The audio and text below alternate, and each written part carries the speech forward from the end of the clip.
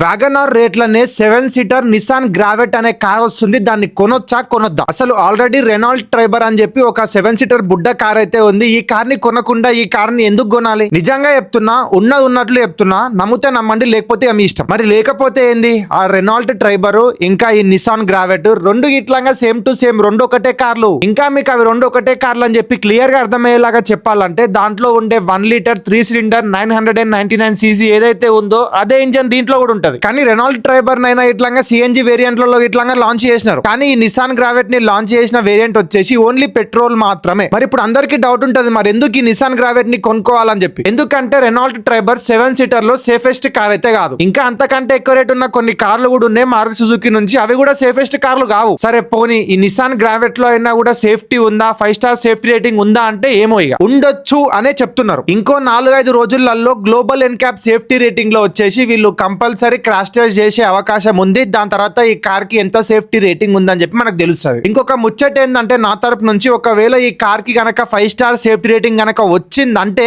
ఖచ్చితంగా మీరు ఈ కార్ ని కొనుక్కోవచ్చు. కాబట్టి గ్లోబల్ ఎన్క్యాప్ లో సేఫ్టీ టెస్టింగ్ అయ్యేదాకా కొంచెం ఆగమని చెప్తున్నా. ఇంకో విషయం ఏంటిదంటే ఈ కార్ ని కొని మరి మీరు 7 సీటర్ లాగా వాడుకోవచ్చా అంటే 100% వాడుకోవద్దనే చెప్తా. ఎందుకంటే దీని ఇంజన్ చిన్నది కాబట్టి అంత మందిని అయితే అదంత ఈజీగా లాగలేదు, చాలా కష్టపడుతుంది. అంతేకాకుండా ఇది మైలేజ్ ఇచ్చే ఇంజన్ ఇది. కాబట్టి కార్ లో ఒక 5 మంది మంచిగా కంఫర్టబుల్ గా ఫ్రీగా కూర్చొని ఎక్కడికైనా ట్రిప్ కి వెళ్తే మంచిగా మైలేజ్ ఇస్తుంది, కార్ లో వెళ్ళినట్టు కూడా ఉంటది. అండ్ అంతేకాకుండా ట్రైబర్ లో ఏవైతే మంచి మంచి ప్రీమియం ఫీచర్స్ లేవో అవి ఈ నిసాన్ గ్రావెట్ లో అయితే ఉంటాయి. కాబట్టి కార్ కొనే ముందు ఆచి చూచి అన్ని బయటికి వచ్చినాక అప్పుడు కార్ కొనడం బెస్ట్ అని చెప్పి నా ఒపీనియన్. ఇంకా మనందరికీ రెనాల్ట్ ట్రైబర్ యొక్క ఇంజన్ గురించి అందరికీ తెలుసు. ఎంత మందికి తెలుసో తెలియదో ఇప్పుడే కింద కామెంట్ అయితే వేయండి. మరి ఇలాంటి ఇన్ఫర్మేషన్ కోసం ఇప్పుడే మీరు నన్ను అయితే ఫాలో చేసి పెట్టుకోవాలి, లేట్ చేయకుండా ఫాలో చేయండి. ఇంకా మనం ముచ్చటైతే ఒకటి బాకీ ఉంది. కార్ లేని రోజులు, కార్ కొనక ముందు మనం కార్ లేదని బాధపడ్డాం. కార్ కొన్నాక సంవత్సరం తిరగక ముందుకే కార్ కి మన ఇంటి ముంగల ఒక పార్కింగ్ ఏరియా అయితే ఉంటది, దానికి ఆ కార్ ని అంకితం చేసినాం. కాబట్టి మన కార్ ఒక దగ్గర ఖాళీగా ఉండకుండా మనం ఏం చేస్తాం